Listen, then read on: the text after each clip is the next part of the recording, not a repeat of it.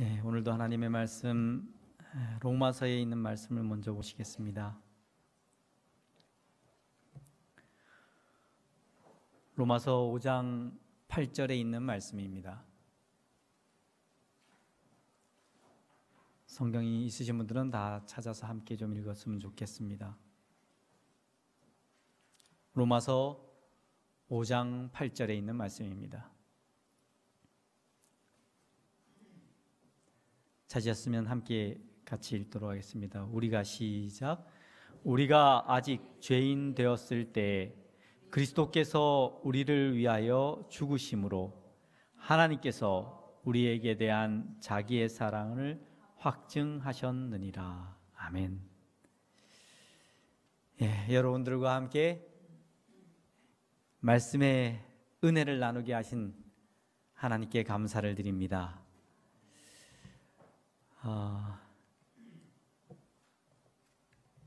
하나님의 꿈과 연결된 교회라는 책을 가지고 이번 한 주 동안에 말씀을 나누게 되었습니다. 좀 읽어보셨습니까?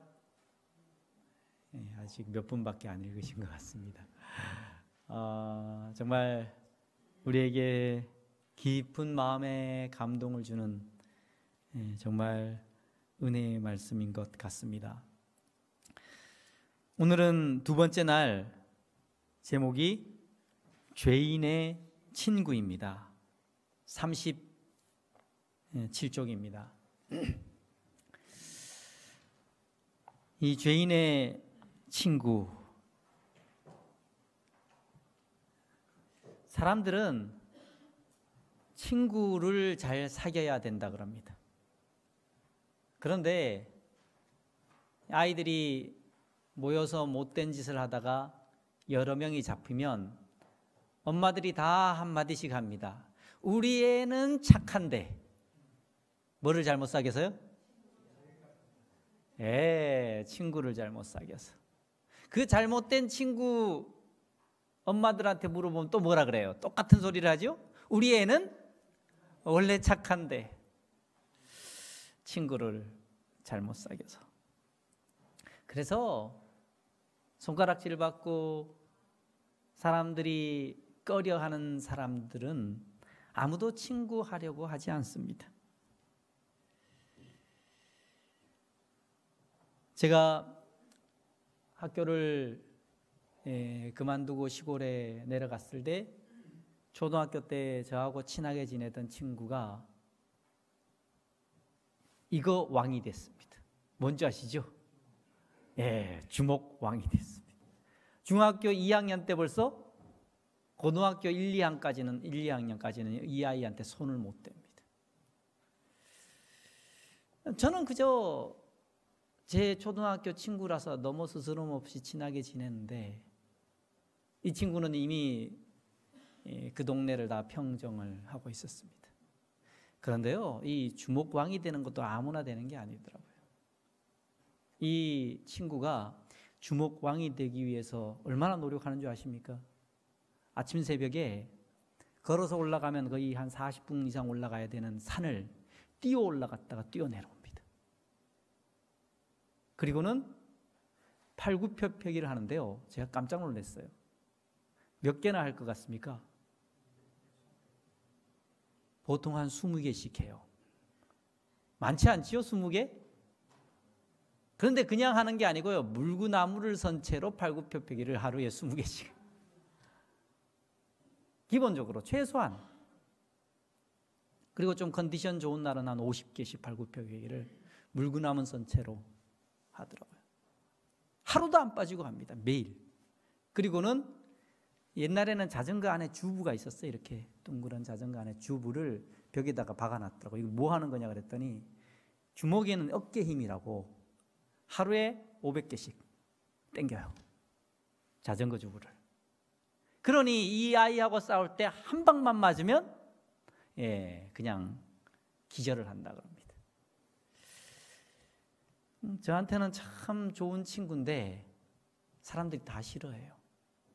그리고 그 아이 밑에서 그 아이의 거의 이 조수처럼 따라다니는 친구들 한 5-6명이 항상 딱 이렇게 조를 갖추어서 돌아다닙니다. 안 그러면 맞으니까. 제가 그 친구하고 같이 어울리니까 동네 어른들이랑 저희 아버지 어머니의 근심이 이루 말할 수가 없었습니다. 왜 저런 애하고 어울리냐. 근데 아마 그 아이의 속 사정 이야기를 들은 사람은 저밖에 없을 겁니다. 뭐 그 아이에 대해서 제가 길게 이야기할 시간은 없습니다. 그런데 그 친구를 알면 알수록 저는 그 친구하고 더 가까이 갈 수밖에 없었어요. 옛날에 아버지가 상위 군인인데 다리 한쪽이 아예 없습니다. 처음부터 없어요. 전쟁에서 다리 한쪽을 완전히 잃으셨습니다. 그래서 국가에서 나오는 보상을 가지고 돈이 너무 크게 나왔으니까 제일 이쁜 여자를 얻어서 결혼을 했어요. 그리고는 어제는 저희 어머니는 뭐만 낳았다 그랬어요? 주로 딸만 낳았는데 그 친구는 남자 형제가 6명입니다. 딸은 하나도 없이.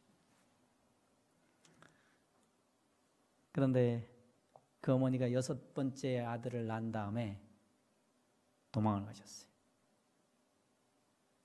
그래서 그 아버지가 하도 이렇게 상위 군인이기 때문에 다리가 없다 보니까 이렇게 막 술로 세월을 보내고 꼭 이렇게 부인에게 행패를 부리니까 견디다 못해서 도망을 가셨어요.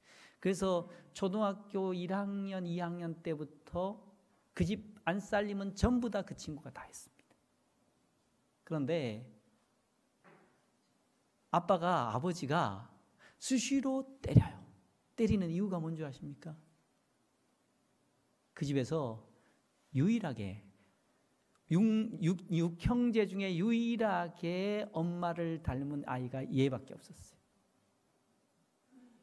위로 형들이 셋이나 있는데 넷째 아들로 태어났는데, 근데 어느 날 자기가 이렇게 망가진 이유를 얘기하더라고요. 아버지가 생일이라서 아버지한테 식사를 차려드리려고, 생일 차려드리려고 정말 자기가 할 수 있는 최선을 다해서 상을 차려놓고 애들 동생들도 못 먹게 하고 기다리고 있는데 아버지가 안 들어오셔요.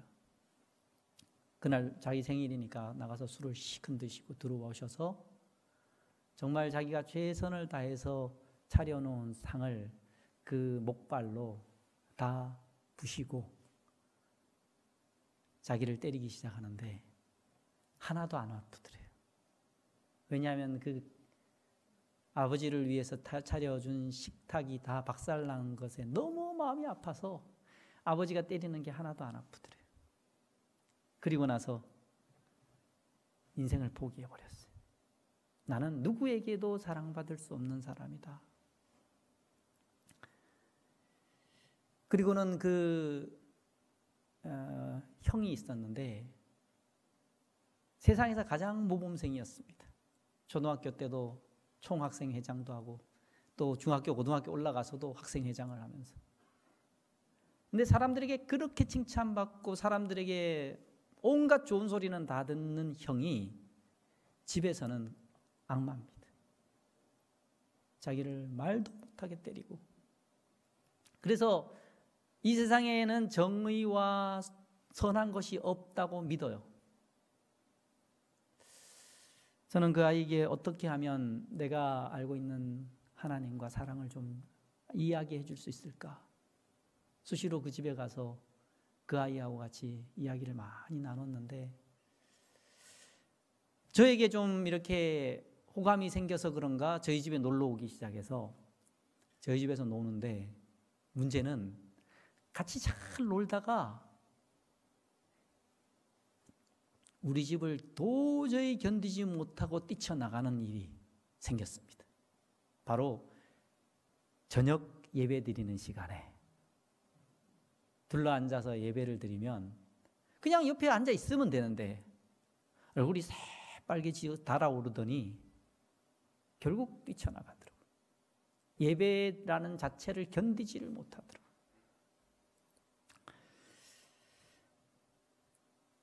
뭐 그 아이는 그럴지라도 저는 틈만 나면 그 아이를 만나서 너가 아는 세상이 전부가 아니라 내가 아는 세상도 또 있다고 하는 이야기를.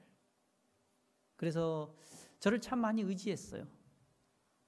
저를 참 많이 의지했는데 제가 어제 이야기하다시피 저도 헤매고 방황을 하고 사실 뭐 그런 친구하고 제가 어울리니까 아버지는 저를 가만히 둘 수가 없는 거예요.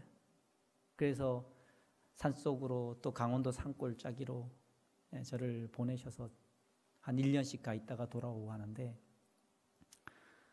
이제 고등학교 나이가 됐는데 이 아이가 심각해지더라고요. 그동안 고등학교 때는 학교만 가면 자고 집에서는 그렇게 주먹 가지고 동네를 다 장악하고 살았는데 어느 날 저한테 고민을 이야기하더라고요. 자기는 졸업하는 게 두렵대요. 왜 그러냐 그랬더니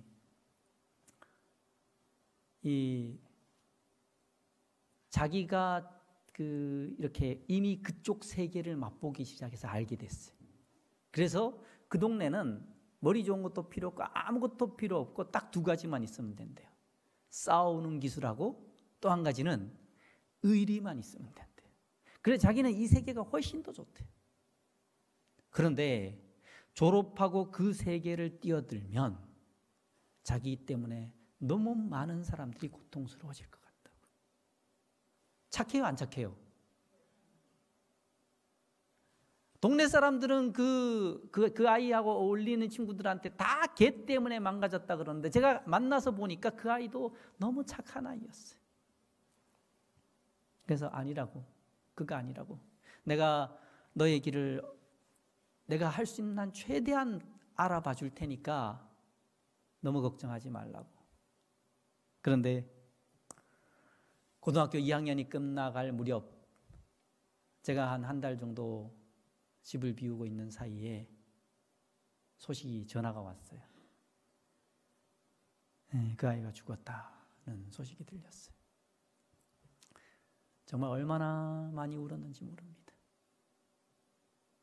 그것도 가장 독한 농약 그라목손이라고 있습니다. 제초제. 그걸 마시고 죽었는데 이제 병원에 실려가서 위세척을 다 하고 농약을 다 제거했는데도 이미 내장의 한 3분의 1 정도가 다 타서 없어졌더래요. 녹아버려서. 정말 인간으로서 차마 견디지 못할 고통 속에서 몸부림을 하면서 그 아이가 마지막 남긴 말이 뭔지 아십니까? 저는 그 마지막 말이 너무 제 가슴에 많이 남아 있습니다. 이대로라도 계속 살고 싶다고. 이렇게 고통스러워도 뭐 하고 싶어요? 살고 싶다고. 죽고 싶지 않다고. 저는 때때로 그 친구가 생각이 납니다.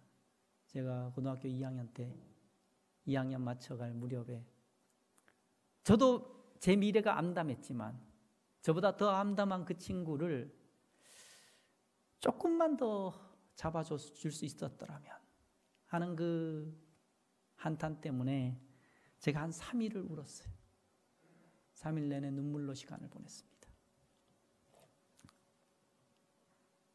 그때 제가 모세의 심정을 조금 느꼈어요. 모세가 이 백성들을 멸하는 것보다 차라리 누구를 죽여달라고요. 내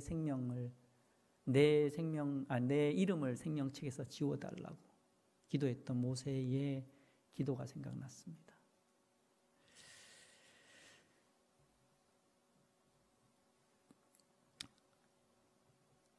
저는 복음을 알게 되고 나서 한 가지 분명한 진리를 깨닫게 되었습니다. 이 세상에는요, 악인이 없습니다. 이 세상에는 악인이 없습니다. 아무리 악한 악인도 하나님의 눈에는 자식입니다. 그걸 알게 되었습니다. 그 아무리 악한 사람도 다 사단에 의해서 조종당하는 피해자일 뿐입니다. 사단에 이용당하는 피해자일 뿐입니다. 이 세상에는 그 어떤 인간도 악인이 아니더라고요. 하나님의 자식입니다. 그래서 예수님께서 이 땅을 보실 때에 예수님의 심정은 딱 하나입니다. 이 불쌍한 죄인은 누구 친구라고요? 나의 친구다.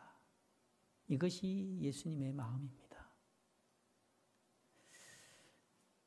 제가 어제 시간을 너무 길게 하는 바람에 준비했던 한 가지를 여러분들에게 말씀을 못 드렸었는데 뭐냐면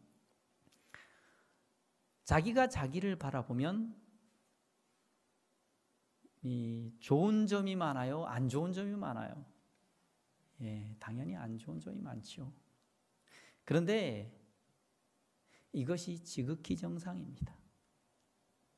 하나님께서 우리가 우리 자신을 바라볼 때 끝없이 약점만 보이도록 해놓으셨어요. 왜냐하면요, 이유는 굉장히 분명합니다. 자신을 보지 말고 누구를 보라고요? 예수 그리스도의 아름다움을 보라고 우리에게 끊임없이 연약성이 드러나게 하십니다. 이 비결을 잘 모르면 자꾸만 우리는 자신의 연약한 모습에 실망했다가 자신이 조금만 괜찮아진 모습을 보이면 금방 기분이 좋아지는 정도가 아니라 어깨가 으쓱해집니다. 인간은요, 잘해도 잘못하는 것이고 잘못해도 잘못하는 것이에요. 어제 제가 말씀드렸죠. 세상에서 제일 보기 싫은 사람이 기억나십니까? 잘하는 사람하고 예쁜 사람하고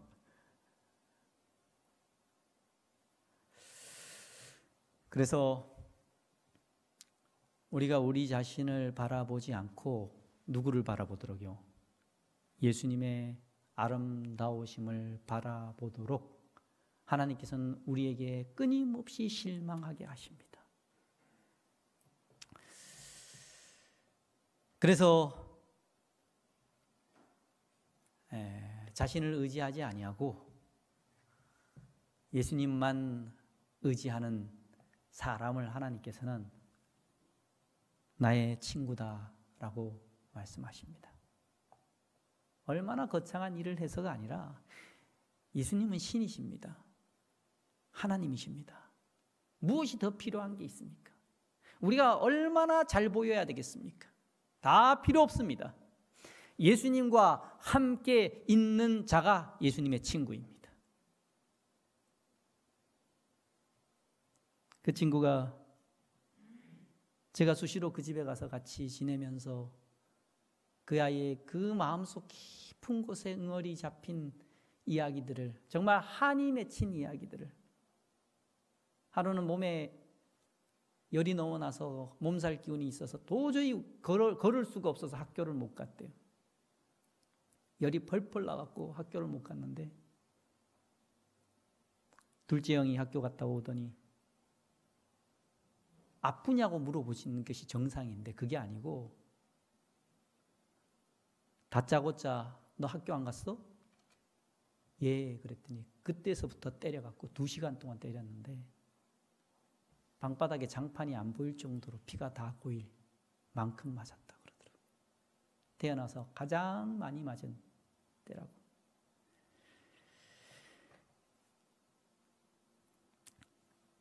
그 가슴에 응어리진 그 한을 제가 옆에서 들어주고 끊임없이 그 아이하고 대화를 하니까 그 아이가 저한테 한 얘기가 뭐였냐면요, 자기 인생에 친구는 딱 한 사람밖에 없다고 저한테 그러더라고요.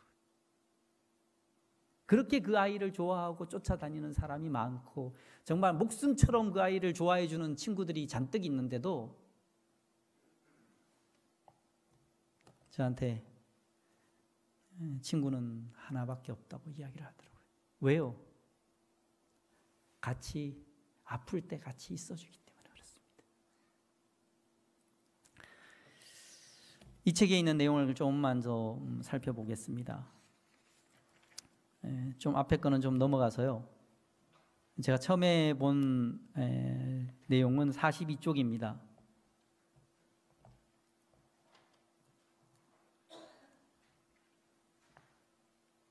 굉장히 중요한 이야기가 거기 나옵니다.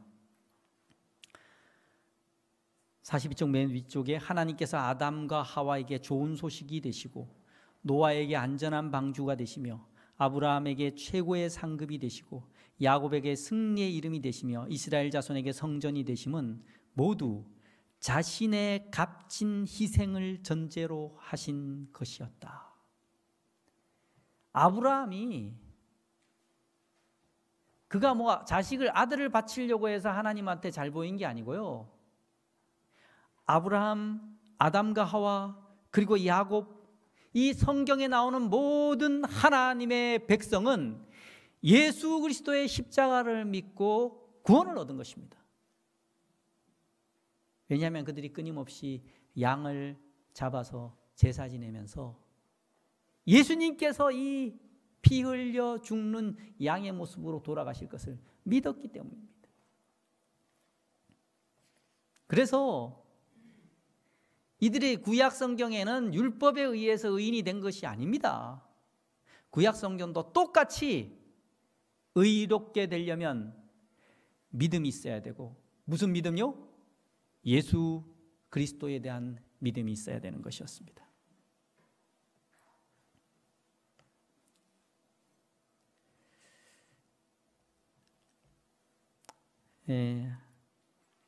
한 장 넘겨서 44쪽에는 이렇게 나와 있습니다. 두 번째 문단에 보면 사람들이 바라는 것은 다른 것이 아니라 바로 그런 하나님 곧 예수님이시다. 사람들이 바라는 건요, 이 세상에서 근본적으로 사람이 사람에게 바라는 최고의 소원은 뭐라고요? 예수님을 보여주는 것입니다. 제가 그 친구에 대해서 왜 그렇게 오랫동안 울고 왜 그렇게 지금도 제 가슴에서 그 아이가 떠나지 않는 이유는, 내가 그때 그냥 안식일 교회 교리 정도가 아니라 내가 정말 그 아이에게 누구를 보여줬더라면요, 예수님을 보여줬더라면 그 아이는 결코 죽지 않았을 겁니다. 희망을 가졌을 겁니다. 저는 그때 아직 예수님에 대해서 몰라서 그저 안식일 교회에서 가지고 있는 몇 가지 교리 가지고 그 아이를 설득하려고 그랬기 때문에 그 아이는 설득당하지 않았습니다.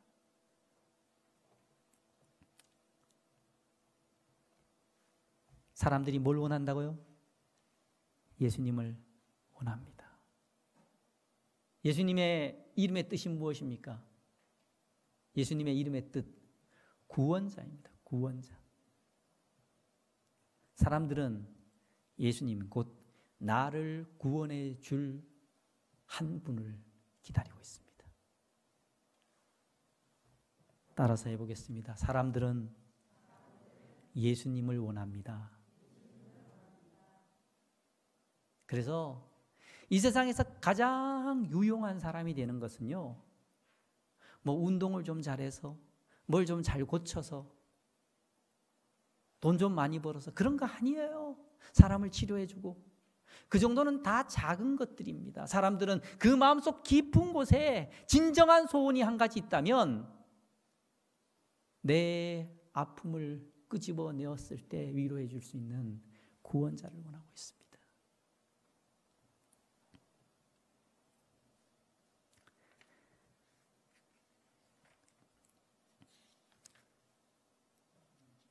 (49쪽으로) 좀 넘어가 보겠습니다.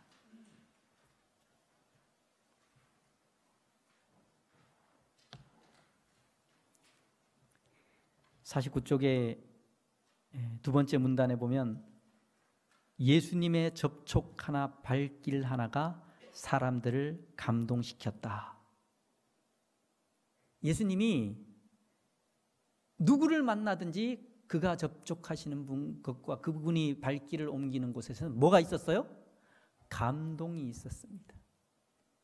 근데 그 이유를 그 뒤에 설명해 주는데 정말 합당한 이유입니다. 그 이유는 우리 주님이 사람들의 필요에 그만큼 민감하셨기 때문이다. 사람들의 필요에 뭐 했어요? 아주 민감했습니다. 제가 저희 집사람이나 저희 딸한테 제일 실망을 많이 안겨주고 이렇게 뭐랄까요, 꾸중을 듣는 것 중에 하나가 있는데 뭐냐면, 이제 우리 집사람이나 우리 딸이 하소연을 해요. 이번에 어디 공부하러 같이 지내는 곳에 갔는데 그 친구들이 자기 말을 안 들어주고 너무 힘들게 한다고 그러고, 어느 날은 또 집에 이제 돌아와야 되는데, 미국에 갔다가 이제 교환 학생으로 가 있었는데 돌아오려고 하는데 짐이 너무 많아서 걱정이라고, 이런 얘기를 하면 같이 걱정을 해줘야 맞느냐, 큰일 났다고, 어떻게 하면 좋으냐, 이렇게 해야 되는데, 거봐, 갈 때 누가 그렇게 옷을 많이 가져가래. 우리 딸이 딱 한 줄만 보냈어요. 답변으로: 아빠 더 이상 말하지 마세요. 끝.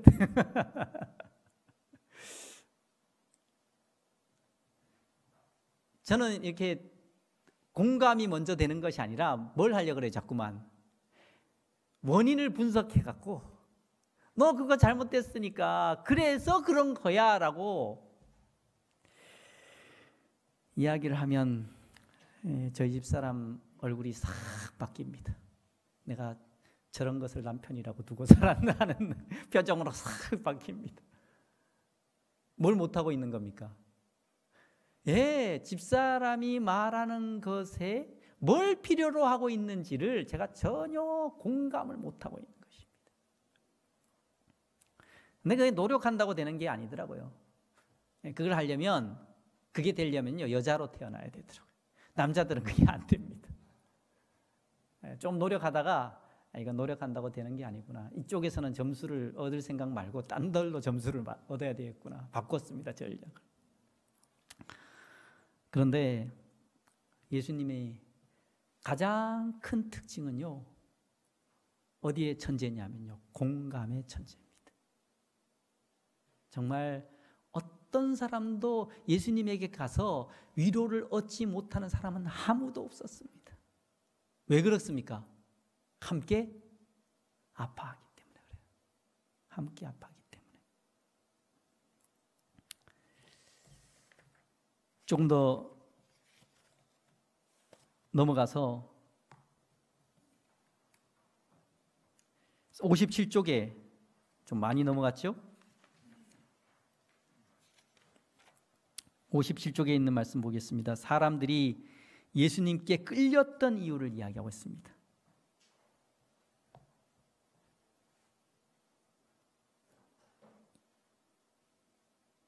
그분은 사람의 겉모습이나 현재의 상태와 상관없이 모두를 뭐답게 해요? 이거 너무 쉬운 말인데 쉽지가 않습니다. 우리가 사람을 대할 때 뭐답게 대해야 돼요? 사람답게 대해야 되는데, 우리는 사람답게 대하지 않고 일단 딱 위에서부터 아래까지 한번 이렇게 쑥 훑어본 다음에 옷차림이 어떤지, 생긴 게 어떤지, 그 다음에는 뭘 봐요? 직업을 보고, 재산을 보고, 지식과 학력을 보고, 그런 다음에 이렇게 재보지요. 내가 곁에 둬야 될 사람인지, 좀 멀리 해야 될 사람인지, 돌아서 해야 될 사람인지. 그 사람 필요보다는 뭐부터 생각합니까? 나의 필요를 먼저 생각합니다. 이게 인간의 본능입니다. 누구도 여기서 벗어나지 못합니다. 그래서 우리는 예수님을 통하지 않고는 사람을 사람답게 대하는 능력이 우리에게 있을까요? 없습니다. 없습니다. 마지막으로 61쪽에 있는 것 보겠습니다.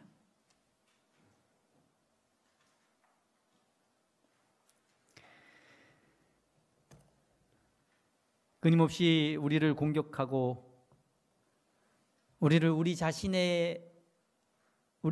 자신만 바라보게 하는 그 사단의 공격으로부터 우리가 맞서서 이길 수 있는 것은 거기 마크 빈니 목사님이 하신 이야기입니다. 마귀는 하나님께 기도하며 그분을 신뢰하는 자녀의 적수가 될 수 없다. 그래서 이 세상에서 가장 강력한 능력을 가진 사람은 뭐 하는 사람이에요? 기도하는 사람입니다.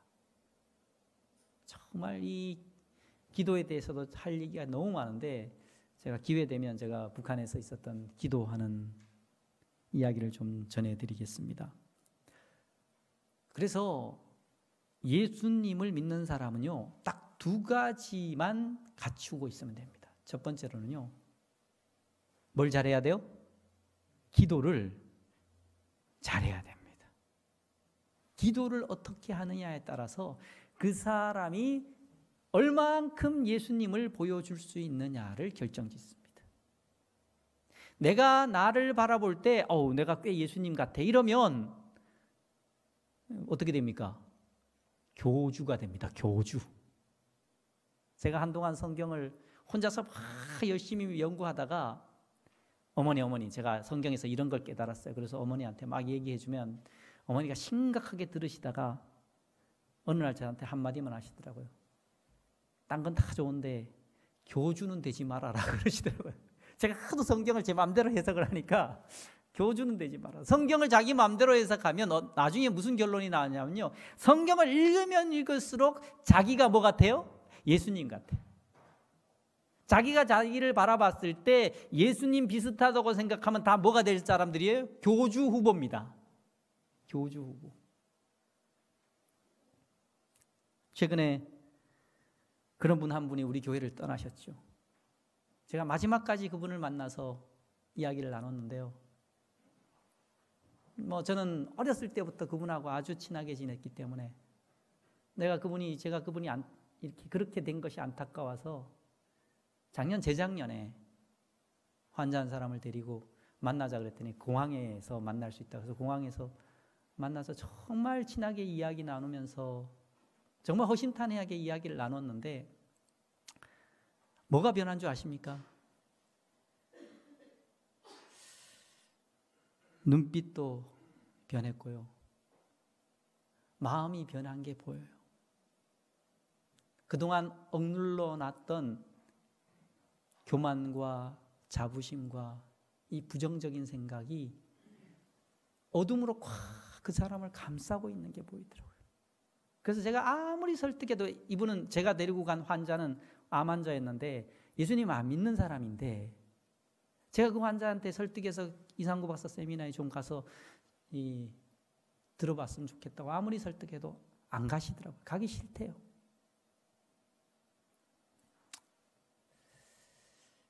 이분이 변해가는 모습을 저는 아주 가까이서 지켜봤습니다. 점점 무엇이 돼가요? 자기가 자기를 볼수록 뭐 비슷해요? 예수님 비슷해요. 아주 심각합니다. 그래서 우리는 하루만 제대로 기도하지 않으면요, 남들보다 내가 괜찮아 보입니다. 특별히 우리 식구들보다 내가 괜찮아 보이면 뭐가 부족한 거예요? 기도가 부족한 겁니다. 예수님을 못 만나서 그렇습니다. 예수님을 만나면요, 세상에서 가장 큰 죄인 것, 가장 부족한 사람이 누가 돼야 돼요? 내가 돼야 됩니다. 그래서 기도하는 능력과 말씀 속에서 누구를 만나는? 어린 양이시고 우리를 위해서 피 흘려 돌아가신 예수님을 만나는 것. 이 두 가지 이외에는 그 어떤 것도 예수님 믿는 사람으로 성장시킬 수 없습니다.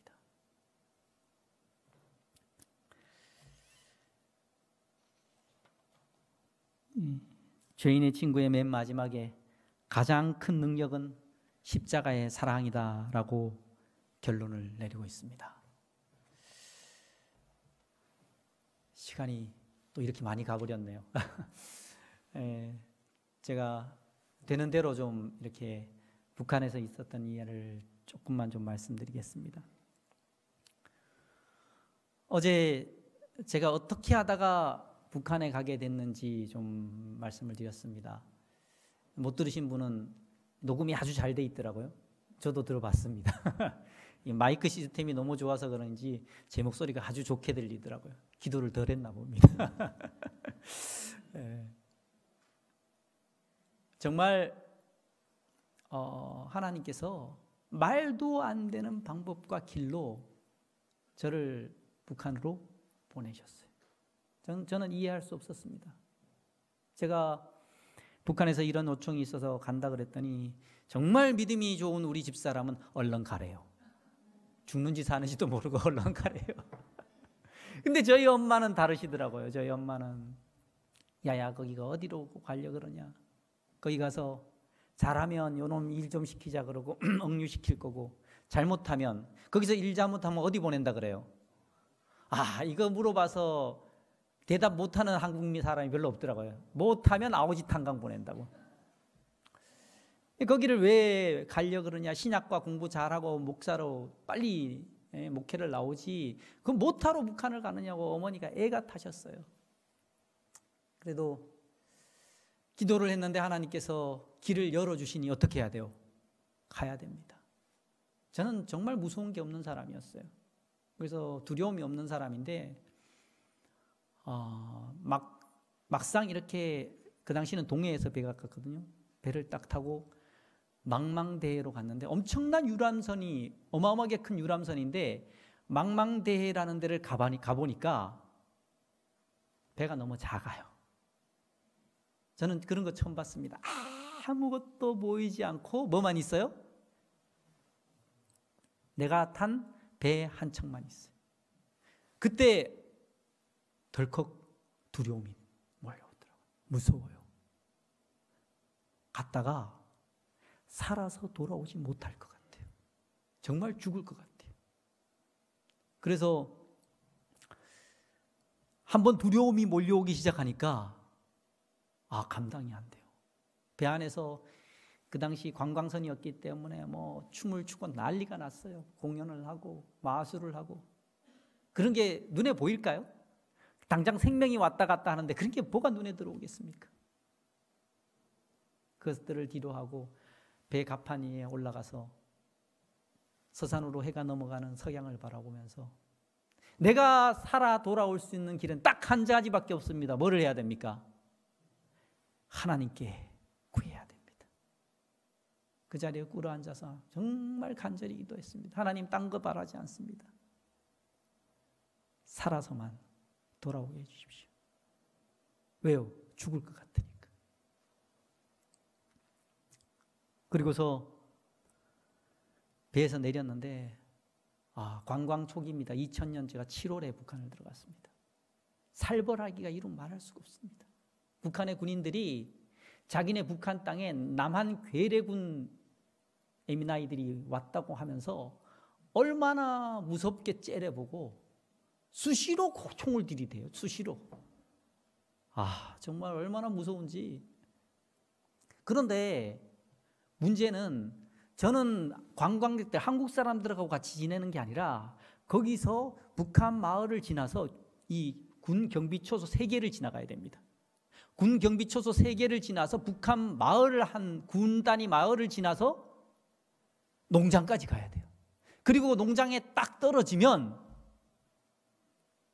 사방에 한국 사람이라고는 저 한 사람밖에 없습니다. 다 북한 사람들입니다. 그런데 이미 북한 사람들은 저에 대해서 공부를 다 하고 있었어요.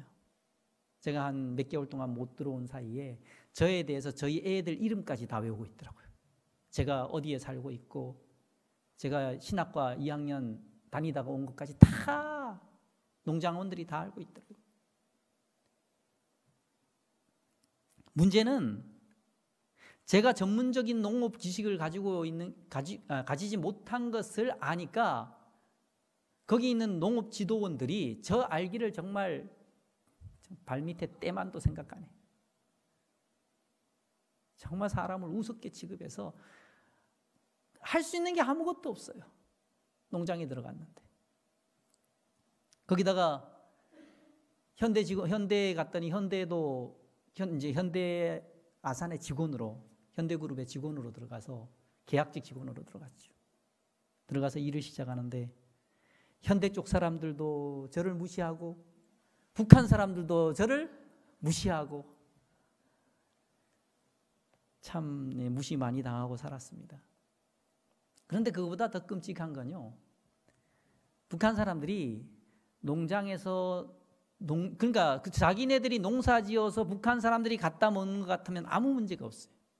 근데 이 농사를 지어서 농산물을 한국의 식당에 갖다 주고, 현대백화점이 그 당시 식당을 운영했는데 그걸 한국 사람한테 요리를 해줘야 되는데 북한식으로 농사를 지어요. 제가 들어가기 전에 있었던 일이라 그래서 저한테 이야기해 주는데 기가 막혀서 제가 잊지 못하고 있는 게 있습니다. 뭐냐면 한겨울에 농사를 지어놨습니다. 그 일대 100km 근방 이내에 겨울에 새파란 게 올라온 건 그거밖에 없어요. 상추랑 배추가 요만큼씩 예쁘게 자랐는데 이제 드디어 첫 수확이라고 현대그룹에서 상추 50kg, 배추 200kg 보내라고 전달을 했어요. 그랬더니 어떻게 보냈냐면요, 상추를 우리나라 같으면 다 잎을 하나씩 띄어서 차곡차곡해서 비닐 포장되어 있는 것에 박스에서 깨끗하게 해서 가게에 갖다 줘도 뭐 10,000원 받을까 말까 해요. 그런데 상추 좀 보내라 그랬더니 이 처음에 계약을 할 때 뭐 이 농산물의 상태나 이런 거 다 필요 없이 다 그러니까 농사를 모르는 사람들이 농업 계약을 맺어놓으니까 그렇게 맺었어요. 현대그룹에서 다 무조건 무게를 달아서 키로수로 계산하라. 그래서 가만히 이 사람들이 보니까 상추 이파리만 상추입니까? 뭐도 상추예요. 줄거리도 상추고 또 뭐도 상추예요. 뿌레기도 상추고 쓱 뽑았습니다. 뽑아서 뿌리도 다 상추인데 흙을 많이 털면 돼요, 안 돼요? 무게가 많이 나가야 돼요. 흙 잔뜩 붙어 있는 그대로 대충 흙을 턴 다음에 그 옆에 이제 겨울이라서 김을 매서 이제 잡초들을 쫙 이렇게 뽑아놨는데 이 잡초도 아까운지 잡초를 쫙 깔고 그 위에다가 상추를 뿌리채 뽑은 걸 2-3포기 얹은 다음에 책 보자기 같은 걸로 보자기로 싸서 그거를 현대백화점에 상추라고 납품을 했어요. 현대백화점의 총주방장이 그걸 열어보더니 이 세상에서 그렇게 생겨먹은 상추는 처음 봤대요. 그 북한에 가져온 사람들이 보는 앞에서 발로 차면서 이걸 사람이 먹으라고 가져왔냐고, 짐승이 먹으러 가져왔냐고 욕을 하면서 도로 가져가라 그러니까 이 사람들이 얼굴이 시뻘겋더니 딱 싸갖고 집에 가더래요. 알고 봤더니 자기네들은 굶주려 가면서 이 남쪽에서 관광으로 손님들이 오셨다고 이 귀한 상추를 자기네도 못 먹고 갖다 줬더니 좋다 나쁘다 그런다고, 그러려면 먹지도 말으라고 도로 가져가 버렸어요. 차이가 나도 너무 많이 나요. 제가 갔더니 농장 사람들은 이 식당에 화가 머리끝까지 나 있는 상황이고 식당 사람들은 농장에 화가 머리끝까지 나 있는, 서로 대화를 할 수 없으니까. 그래서 농장에 들어가서는 이 상추를 수확하는 방법을 가르쳐주고, 그 다음에 식당에 가서 얘기하려고 그랬더니 식당에서는 말도 못 꺼내게 해요. 농산물 안 가져왔으면 좋겠다 그러고. 정말 저는 그곳에서 몇 개월 동안 있는 동안 제 주요한 일은, 가장 중요한 제 일은 뭐였냐면요, 욕 얻어 먹는 일이었습니다. 가는 곳마다 다 저를 뭐해요? 욕해요. 식당에서는 농업기술자라고 왔는데 왜 농산물이 이따오밖에 못 만드냐고 난리고, 농장에 가면 또 무슨 욕을 합니까? 왜 식당에서는 그렇게 까다롭게 식당 하나 설득 못하고 농업기술자가 와서 뭐 하는 거냐고 욕을 하고. 제가 그렇게 욕을 먹다가 도저히 이대로는 못하겠다고, 일을. 그런데 어느 날 제가 차를 몰고 북한 마을을 지나다가 하나님이 저를 왜 그곳에 보내셨는지를 알게 되었습니다. 이제 막 따뜻하게, 이제 추워지기 시작한 계절이라서, 근데 겨울인데도, 거기는 겨울이 다가오는데도 이 굴뚝에서 연기 나는 집이 거의 없어요. 그 당시에 불을 뗄 수가 없는 것이, 먹을 게 없으니까 아예 불을 뗄 이유도 없고 밥을 할 이유도 없어요. 거기다가 산에 가서 나무를 해와야 되는데 힘이 없으니까 나무도 안 하니까 그냥 추위를 생으로 견디는 겁니다. 어느 날 차를 끌고 가는데 담벼락 밑에 이 꺼적대기 같은 게 몇 개 이렇게 놓여져 있더라고요. 그래서 저는 쓰레기더미인가라고 하고 지나가다 보니까 깜짝 놀랐습니다. 사람이었어요. 정말 핏기 하나도 없이 바짝 마른 사람들이 눈에 초점이 완전히 풀린 채 추워서 밤새 떨다가 햇빛이 좀 비치니까 담벼락 밑에서 뭐 쪼이려고요? 햇빛 쪼이려고 앉아있어요. 그 모습을 딱 보는 순간, 아, 하나님이 나를 이곳에 왜 보내셨는지를 알게 되었습니다. 철조망 하나 사이에 두고 관광객으로 온 남쪽 사람들은 금강산도 뭐라 그럽니까? 식후경이라 그러죠. 금강산 갔다 와서 배가 고프니까 얼마나 잘 먹는지 몰라요. 정말 어마어마하게 차려놓고 배가 터지도록 먹고 있는데, 그 철조망이 뭐라고, 철조망 하나 사이에 바로 옆에 있는 북한 주민들은 뭐 하고 있어요? 오늘도 아무것도 못 먹고 굶고 있어요. 현대 사람들도, 한국 사람들도 누구도 북한 사람들이 굶는 모습을 지켜보지 못했습니다. 그리고 북한 주민들도 누구도 현대 사람들이, 한국 사람들이, 관광객들이 그렇게 잘 먹는 거 아무도 몰라요. 북한의 고위 관리들과 저만 알아요. 그래서 제가 그제서야 정신이 번쩍 났습니다. 이 어마어마한 농장, 사실은 농장을 처음에 3,000평만 하기로 했어요. 3,000평만 해도 한 1,000명 정도의 식자재는 충분히 공급하니까 3,000평을 예상을 하고 계획서를 올렸는데, 이 북한의 최고 지도자랑 현대그룹의 최고 지도자가 만났을 때 이 정주영 회장님이 자랑스럽게 얘기했대요. 우리 현대그룹에서 북한에 농장을 지어주기로 했다고. 그랬더니 그게 어떤 거냐 그러니까, 이 한국에서 농산물을 이렇게 가지고 갔는데 배에서 너무 오래 있다 보니까 다 녹아 빠지는 거예요. 이 한여름에 상추를 안방에 뜨거운 데다가 한 3일 놔두십시오. 어떻게 됩니까? 다 물러 터지잖아요. 그래서 이 싱싱한 야채를 북한에서는 도저히 구할 수가 없으니까 북한의 이렇게 넓은 땅에다가 농장을 지어주고 북한 사람들이 농사 지어서 이 현대그룹에다 팔면 서로 좋은 거 아니냐.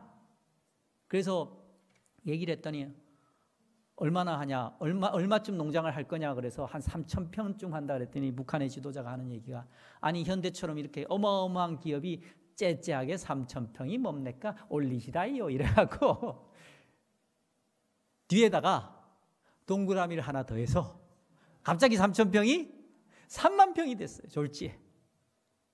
그래서 그렇게 큰 농장이 필요 없는데 3만 평짜리 농장을, 프로젝트를 딱 세우고 나니까 이건 이 현대그룹이 감당을 못하겠다. 우리나라의 최고 기술자를 구해보자. 그러고 구한 것이 저의 스승님인 농민발명가협회, 지금은 한국유농협회 회장을 하고 계신 이해국 회장님이십니다. 그분이 들어가서 농장을 짓는 것까지는 했는데 그 다음에 농업 기술을 가르쳐 주다가 속이 터져서 아스팔트를 주먹으로 그냥 한없이 치다가 울면서 나왔대. 이 사람들하고 말이 안 통해 그러면서. 그리고 그 사지를 자기가 가장 아낀다는 사랑하는 제자 저를 보냈어요. 제가 때로 얼마나 원망을 했는지 모릅니다. 나를 왜 보냈냐고. 그런데 가서 보고 하나님이 나를 그곳에 왜 보내시는지 그제서야 안 겁니다. 한쪽에서는 어마어마하게 잘 먹고 있는데 한쪽에서는 뭐 하고 있어요? 그래서 그 넓은 농장에서 농산물이 생산되면 관광객들보다 누가 더 잘 먹어요? 주민들이 훨씬 잘 먹을 생각을 하니까 그 다음부터 저한테 뭐가 생겼냐면요. 사명이 생겼습니다. 사명이 딱 주어지고 나니까 그 다음부터는 무서운 게 없어요. 누가 욕을 하든지 말든지 농장에서 뭐만 잘 나오면 돼요? 농산물만 잘 나오면 돼요. 팔아먹을 걱정 아무것도 할 필요 없습니다. 그래서 기쁜 마음으로 이곳에서 내가 뭐만 잘하면 돼 이제. 이 큰 농장에서 농사만 잘 지어서 제가 그래서 가장 중요한 전략 작물을 토마토로 했어요. 토마토가 먹었을 때 가장 든든하니까.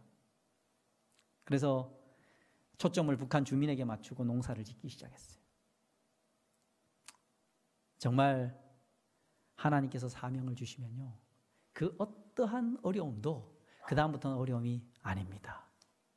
사명을 가진 백성이 되기를 간절히 바랍니다. 그런데 한참 그렇게 원래 조금만 농사를 잘하면 저 굶주리는 사람들이 꽤 많이 얻어먹겠구나 생각을 하고 일을 하고 있는데 한 몇 달 동안 농사를 지어보니까 문제가 있어요. 땅 힘이 너무 약해요. 비료는 가져가서 비료를 주는데 비료만 갖고 농사가 안 되잖아요. 반드시 거름이 있어야 됩니다. 이 거름이 없어서 거름을 구할 방법을 찾아봤는데 북한에서는 사람 먹을 양식도 부족하니까 뭘 못 길러요? 가축이나 짐승을 전혀 못 기릅니다. 그러니까 부산물인 거름이 나올 수가 없는 거죠. 아무리 살펴봐도 거름 구할 방법이 없어서 제가 여기가 1년 정도 농사는 괜찮은데 2년만 지나면 그 다음부터는 거름이 부족해서 농사가 안 됩니다라고 보고서를 제가 써서 보냈더니 현대 총소장님이 저를 불러요. 이 거름을 구할 방법이 없네요. 그래서 전혀 없습니다. 어떻게 하면 좋겠냐고. 그래서 거름을 일단은 뭐 급한 건 아닌데 조만간에 이 거름 문제가 되기 전에 해결을 해야 됩니다. 그랬더니 며칠 있다가 다시 저를 불러요. 이 금강산에서 이 관광을 온 사람들이 엄청나게 배불리 먹고 난 다음에 그 다음에 가는 곳이 있죠. 뭐 하러 가야 됩니까? 내보내러 가야 되는데 문제는 북한에서 남쪽 사람들의 더러운 거 그거 가져가시라요 이런 거예요. 거기다 버리지 못하게. 그래서 그걸 가지고 오려고 했더니 이 폐기물은 국제법상 운반이 안 된대요. 그래서 그러면 방법이 없으니까 저기 먼 바다 공해상에 갔다가 버릴 테니까 좀 허락을 좀 해달라 그랬더니 북한 사람이 북한 고위관리가 소리를 빽질렀대요. 우리 신성한 공화국 바다에 그딴 더러운 거 왜 버립니까? 가져가시라요 이렇게 소리를 질렀다고.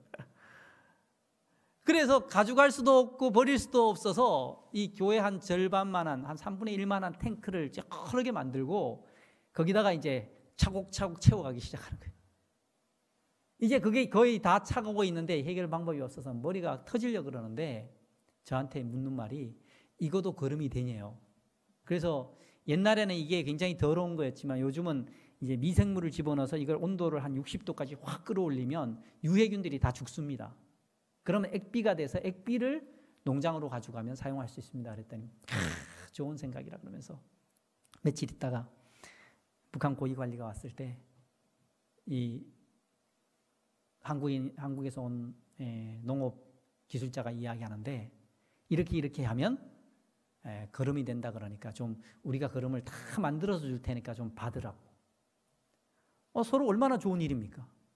근데 갑자기 거기 같이 회의를 하던 북한 고위관리가 책상을 주먹으로 쾅 치더니 어디서 그딴 소리를 하느냐고 소리를 지르더니 회의 아무것도 안 하고 문을 빵 차고 나가버렸어요. 그러고 난 다음에 이 북한에서 남쪽 기술자가 자기네 공화국을 모독하는 발언을 했다고 농장 출입 금지가 내렸어요. 근데 그 당시 제가 마음이 아팠던 것이 이 비닐이 거기가 하우스가 한 70개 동의 하우스가 있는데 바람이 너무 세게 불어서 태풍에 이 비닐이 한 3분의 1이 다 찢어져 갖고 가을이 됐는데 비닐을 빨리 씌워야 이번 겨울에 여기서 생산물이 나와서 주민들이 먹을 수가 있어요. 그 비닐을 한국에서 다 사다가 창고에 쌓아놓고 이제 가져가기만 하면 되는데 출입 금지가 된 거예요. 그러니까 현대가 우리가 이런 거 갖고 다툴 거면 아예 농장 집어치우자고, 안 해도 된다고. 그리고 서로 극단적인 대립이 돼버린 거예요. 저는 제 자신을 얼마나 자책했는지 모릅니다. 왜 내가 그 보고서를 써갖고 그냥 망해도 사람만 괜찮으면 괜찮은데 제가 잘못해갖고 올 겨울에도 수 없는 사람들이 굶어 죽을 생각하니까 정말 견딜 수가 없어요. 1차적으로는 비닐을 당장 갖다 주지 못하면 며칠 사이에 농작물들이 다 얼어 죽을 텐데 농사가 다 망할 걸 생각하니까 가슴이 아프고, 그건 두 번째입니다. 첫 번째로는 올겨울에 다시 굶어 죽을 사람들을 생각하니까 정말 잠이 오지 않고 아무것도 먹을 수가 없어요. 내 실수 때문에, 내 잘못 때문에. 거의 3, 4일 정도를 밥도 못 먹고 물도 거의 못 마셨습니다. 다 토해냈습니다. 먹으면 바로바로 다 토해냈습니다. 한 그렇게 일주일 정도 지나니까 사람이 망가져 버리더라고요. 얼굴이 새카매지고, 살은 제가 지금 얼마나 더 쪘다 그랬어요? 그때보다 10kg 더 찐 게 요 모양입니다. 그때는 50kg 정도 나갔으니까. 거기서 더 쪽 빠졌어요. 그래서 거의 누구 수준이 됐냐면 북한 사람들 수준이 됐습니다. 거기다가 머리가 윤기를 잃어버리고 하얀 머리가 되기 시작하더라고요. 한 열흘 지났는데. 제가 겨우겨우 힘을 내서 사무실에 앉아갖고 책상에 엎드려 있는데 그 현대 관계자가 회의를 마치고 나오는 길에 저를 가리키면서 그렇게 얘기했대. 우리 저 사람 잘못되기 전에 이 문제 해결하자고. 지나가는 소리로 한마디 했는데 북한에서는 제가 잘못되면 사태가 심각해지니까 이 문제를 해결하려고 적극적으로 막 이렇게 의논을 한 다음에 내린 결론이 이 액비를 차로 탱크로 싣고 농장에까지 가는데 운전사를 북한 사람이 운전을 하고 북한의 마을을 여러 개 돌아다니면서 북한 마을에서 가지고 온 것처럼 농장에 가지고 가면 허락해 줄 수 있대요. 눈 가리고? 눈 가리고 아웅이죠. 그래서 허락을 받고 이제 그것을 농장에 가지고 가기로 하고 제가 다시 농장에 들어갈 수 있게 되었습니다. 갔더니 이미 농장에서 한 3분의 1 정도는 다 얼어 죽었습니다. 비닐 가지고 가서 급하게 씌우고 나서 말할 수 없이 마음이 아파요. 몸이 허약해지니까 마음이 더 아파요. 그런데 문제는 그런 사태가 벌어지기 전에 이 북한 사람들이 뭐라 그러냐면요. 이 농사는 북한 사람들이 농사를 짓고 그 다음에 사 먹는 거는 한국 사람들이 사 먹으니까 수출이래요. 뭐라고요? 그 한마디가 얼마나 무서운지 아십니까? 바로 옆에서 농사 지어서 한 2km 떨어진 곳에 가서 납품을 하는데 그걸 수출이라 그러니까 국제법상 식물권역소하고 세관원을 다 통과를 해야 돼요. 근데 이 세관이나 식물검역소 직원들이 한 군데 있지를 않아요. 그래서 차에다가 제 트럭에다 그걸 싣고 그 사람들 찾아 돌아다니면 한나절이 그냥 지나갑니다. 그렇게 돌아다니면 무슨 일이 벌어지냐면 뒤에 실어놨기 때문에 좀 증발이 돼서 키로수가 떨어져요. 한 200g 내지 300g 키로수가 떨어지면 이 북한에서 보낼 때는 정확하게 달아서 보내요. 근데 내릴 때는 키로수가 줄어 있는 거예요. 그러면 얼마나 또 가는 곳마다 욕을 얻어먹는지. 식당에 갖다 주면은 이 키로수도 제대로 못 재갖고 왔냐고 욕을 합니다. 그래서 힘이 있을 때는 그걸 다 버텼는데 힘이 쪽 빠지고 나니까 버틸 재간이 없는 거예요. 그래서 속이 상해서 혼잣말로 뭐라 그랬냐면, 이거 들고 또 세관하고 검역소 직원은 어떻게 찾아가지 하고 혼잣말로 얘기했는데, 그 옆에 여자애 하나가 보르르 쫓아오더니 김선만 선생은 걱정하지 마시라요 이러는 거예요. 내가 한 번도 화를 안 냈었는데 그때 화를 냈습니다. 내가 지금 걱정을 안 하게 생겼냐고, 세관이랑 검사원들 쫓아다니는 게 얼마나 힘든지 아느냐고 지금 나한테 그런 소리를 하냐고 제가 퍽 화를 냈더니 뭐라 그러냐면요, 세관원하고 검역소 직원들이 우리 김선만 선생을 힘들게 해드려서는 안 된다고, 자기네들이 와서 이미 검사 다 하고 도장 다 찍고 딱 가지고 가기만 할 수 있도록 준비를 다 해놓고 기다리고 있었대요. 제가 얼마나 놀랐는지 모릅니다. 그 이후로 북한의 농장 주민들이 저를 보는 눈빛이 완전히 달라졌어요. 북한의 고위 관리들도 저를 보는 눈빛이 완전히 달라졌습니다. 어떻게 달라진 줄 아십니까? 불쌍하게 봅니다. 자기네만큼 말랐는데 자기네보다 더 못쓰게 생겼으니까 얼마나 불쌍하게 쳐다보는지 모릅니다. 그런데요, 진정한 예수 그리스도의 정신은요, 불쌍해 보이는 것입니다. 불쌍해 보이는 것이요. 제가 그들에게 불쌍히 보이고 난 다음에 그 사람들이 한 형제처럼 대해주는데, 제가 때로는 북한 사람인지 한국 사람인지 잘 모르겠어요. 얼마나 저한테 잘해주고, 저를 볼 때마다 북한의 농장 주민들은 걱정입니다. 우리 김선만 선생은 언제쯤 살이 좀 냈을까 이래요. 무슨 뜻인지 압니까? 살이 찌는 것을 살을 낸다 그럽니다. 거기서 살 빼는 건 뭐라는 줄 아십니까? 누가 아시죠? 살을 깎는다 그럽니다. 정말 북한 사람들 무서운 사람들입니다. 살을 깎는다.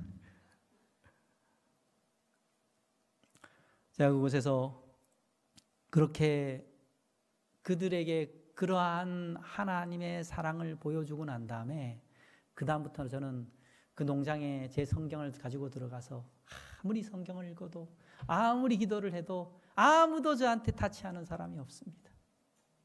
그리고는 어느 날 이 한국에서 한국 선교부에서 한국연합회랑 각 합회 선교부에서 금강산에 오셨다가 저희 농장을 견학을 오셨어요. 제가 특별히 농장, 우리 교회 목사님들이 오셔서 그러니까 북한 금강산에서는 제가 한 권력을 했습니다. 왜냐하면요, 아무리 뛰어난 사람도 저한테 잘 보여야 어디를 가볼 수 있는 기회가 있냐면 농장을 가볼 수 있는 기회가 있어요. 제가 허락을 안 하면 아무도 농장을 못 들어갑니다. 그 사람들은 농장에 한번 들어가 보는 게 제일 큰, 북한 현대 직원들도 농장 못 가본 사람들이 굉장히 많습니다. 농장을 한번 가보는 게 소원인데, 제가 한국에서 특별히 목사님들이 오셨다 그랬더니 농장에 모시고 오라고, 제가 모시고 농장을 들어갔는데, 제가 농장을 갈 때마다 그 총지배인 하는 얘기가 있습니다. 우리 농장 멋지죠? 농사 참 잘 됐습니다. 이 농장이 이렇게 잘 된 것은 누구 덕분이라고요? 우리 김선만 선생 덕분이라고 항상 그 얘기를 해요. 누가 오든지. 그래서 이번에도 이제 목사님들이 딱 시차를 한 다음에 버스 타려고 그러니까 잠깐만 기다리라고. 그러면서 일장 연설을 하시는 거예요. 이렇게 농장이 잘 된 이유는 뭔지 아십니까? 이 농장이 잘 된 이유는 누구 때문이라고요? 또 그 얘기를 해야 되는데 그렇게 얘기하지 않고 이번에는 김선만 선생이 기도를 열심히 하기 때문입니다. 이러는 거예요. 제가 기절을 하는 줄 알았습니다. 아니, 하나님도 모르고 예수님도 모르고 아무것도 모르는 사람이 뭘 열심히 해서요? 기도를 열심히 해서. 제가 제 귀를 의심을 했어요. 그래서 이 사람들이 손님 접대를 할 줄 아는구나. 누가 왔다고요? 목사님들이 왔다고 이런 소리를 해주는구나. 그러고 있는데 그게 아닌 걸 알게 됐어요. 나중에 농장이 제대로 운영되기 시작해서 농장을 다 이렇게 정리해 준 다음에 그 옆에 제2, 제3 농장을 다른 마을에도 만들었는데 거기 신경 쓰느라고 제가 첫 번째 농장을 좀 못 가봤어요. 한참 있다가 들어갔더니 왜 이렇게 자주 못 오고 이렇게 잘 안 오냐 그래서 제가 이 농장 이렇게 잘 운영되고 있는데 내가 굳이 잘 올 필요도 없고 재료 딱딱 사서 보내줄 테니까 더 이상 내가 안 오더라도 신경 쓰지 말라 그랬더니 총지배인이 큰일 날 소리 하지 말래요. 아니 재료 다 갖다 주고 농사기술 다 해주고 내가 뭐 필요하냐 그랬더니 자기네들이 나한테서 농업기술은 다 전수받아서 잘 배웠는데 딱 한 가지 못 배운 게 있대요. 그게 뭐예요? 기도하는 걸 못 배웠대요. 기도하는 걸. 그러면서 김선만 선생이 이곳에 농장에 재료 덜 보내줘도 좋고 그 다음에 뭐 안 해도 줘도 좋은데 자주 들어와서 뭘 해줘야 돼요? 기도를 해줘야 된대요. 진심으로 그 소리를 하는데 제가 거기서 말씀 하나 전하지 못하고 정말 설교 하나 한 번도 못하고 그들을 위한 기도 한 번 제대로 못했지만 그들이 내 속에 있는 내가 믿는 무엇을 보았습니까? 하나님을 본 것입니다. 이유가 뭔지 나중에 곰곰이 생각해 보니까 거기가 바람이 한 번씩 불면 난리가 납니다. 정말 우리나라에서 제일 튼튼하게 이렇게 설계가 된 비닐하우스를 지었는데도 바람이 얼마나 센지 공깃돌 같은 돌멩이들이 날아다닙니다. 지나가던 기차가 넘어지고요. 수출용 컨테이너 박스가 날아가고 바다 한가운데 뚝 떨어지는 바람이 그 정도로 셉니다. 그러니까 한번 미친 바람이 불면 막 초토화가 됩니다. 바람이 불면 여자아이들이 자기 맡은 비닐하우스를 붙들고 막 울어요. 왜냐하면 비닐하우스가 날아가는 건 뭐 다시 지으면 되는데 밑에 농작물들이 싹 다 죽어버리거든요. 바람이 한 번씩 불면 아이들은 울고 그 다음에 남자들은 그거 어떻게든지 좀 저항을 해보려고 이리 뛰고 저리 뛰고 그 난리통에 저도 같이 막 쫓아다니다가 도저히 하다 안 되면 저는 어떻게 해야 됩니까? 기도를 해야죠. 그래서 제가 제 사무실 조그만한 컨테이너 박스로 된 사무실이 있습니다. 그곳에 들러가서 아무도 보지 않는다고 생각하고 정말 하나님께 간절히 기도합니다. 기도를 딱 하고 나오면 바람이 잠잠했으면 얼마나 좋겠습니까? 근데 절대 그런 일은 안 일어나더라고요. 암만 기도해도 바람은 그대로 불어요. 근데 뭐가 변했냐 하면요. 내 마음이 변했습니다. 같이 두려워하고 걱정하고 정신없이 뛰어다니던 제 모습이 바뀌어서 사람들에게 괜찮다고 이거 다 복구할 수 있다고 이거 지나간 다음에 다시 복구하면 더 튼튼히 짓자 그러면서 제가 격려를 하고 돌아다닙니다. 그랬더니 그런 게 한두 번이 아니라 자주 이어지고 그런 모습을 제가 기도하는 모습을 자주 보았던 그 사람들이 제 힘은 그들이나 저나 뭐 삐쩍 마르고 이 농업 실력은 다 비슷한데 딱 한 가지 다른 게 있습니다. 뭐예요? 기도하는 능력이 다른 거예요. 그 사람들이 그걸 본 겁니다. 그래서 그 다음부터는 거기 농장 그 이후로도 뭐 일이 굉장히 많았습니다. 그런데 하나님께서 아무도 안 된다 그러는 것을 제 한 사람의 이 주장 때문에 바뀐 게 한두 가지가 아닙니다. 제가 어디서부터 그런 용기와 확신이 나올까요? 바로 주님의 음성을 듣기 때문에 그렇습니다. 주님이 주시는 확신으로 그 사람들에게 얘기하면 나는 이루지 못해도 누가 이루셔요? 주님께서 이루실 것을 믿었기 때문에 그렇습니다. 그 사람들이 저의 능력을 본 것이 아니라 제 뒤에서 저에게 능력을 베푸시는 하나님의 능력을 본 것입니다. 결국에는 하나님께서 그곳 사람들에게 나도 모르는 사이에 하나님께 기도하는 자의 힘이 얼마나 큰지를 보게 하셨던 것을 알게 되었습니다. 제가 어제는 우리 자녀들에게 무슨 힘을 보여줘야 된다고요?